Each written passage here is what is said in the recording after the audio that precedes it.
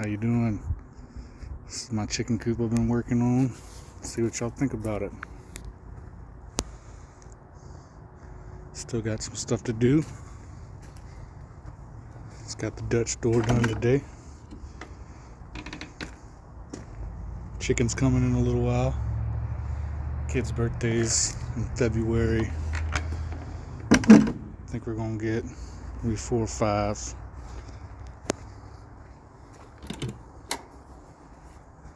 Had a customer give me some of this tongue and groove wood, burn it, try to make it a little weather resistant, a little bug resistant. Then I went and caught some beveled cedar from the side, and it's real good.